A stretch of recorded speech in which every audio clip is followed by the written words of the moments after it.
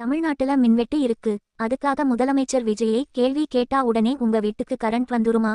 6 மாசம் கரண்ட் இல்லைனா பொறுத்துக்க மாட்டீங்களா? இப்படி பேசி இப்போ சோசியல் மீடியால செமையா சிக்கித் தவிச்சுக்கிட்டு இருக்காரு நடிகர் மாஸ்டர் மகேந்திரன்.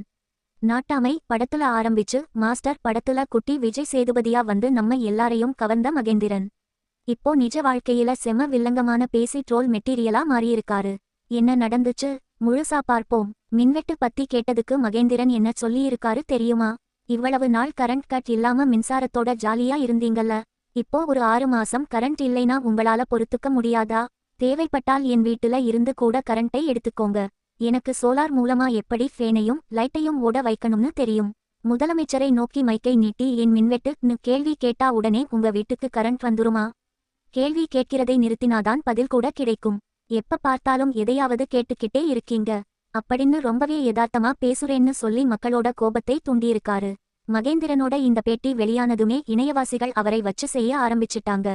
தம்பி மகேந்திரா, நீங்க ஏசில உட்கார்ந்துட்டு சோலார் கதையெல்லாம் பேசலாம். ஆனா கொளுத்துற வெயில்ல சின்ன குழந்தை வச்சுக்கிட்டு தூங்க முடியாம தவிக்கிற பொதுமக்களுக்குத்தான் அதோட கஷ்டம் தெரியும் மக்கள் கமெண்ட் பண்றாங்க.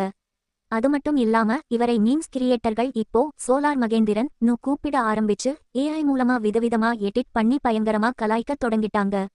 குழந்தை நட்சத்திரமா பல ஹிட் படங்கள்ல நடிச்சும் ஹீரோவா இன்னும் ஒரு பெரிய வெற்றிக்காக காத்துக்கிட்டு இருக்கிற மகேந்திரன் இப்போ இந்த மாதிரி சர்ச்சையான பேச்சால மொத்த நெட்டிசன்களோட கோபத்துக்கும் ஆளாகியிருக்காரு. சரி மக்களே, மின்வெட்டுக்கு கேள்வி கேட்க கூடாது, 6 மாசம் பொறுத்துக்கணும் மகேந்திரன் பேசியிருக்கிற இந்த கருத்தை பத்தி நீங்க என்ன நினைக்கிறீங்க? அவர் சொல்றது நியாயமா இல்ல மக்கள் கோபப்படுறது நியாயமா?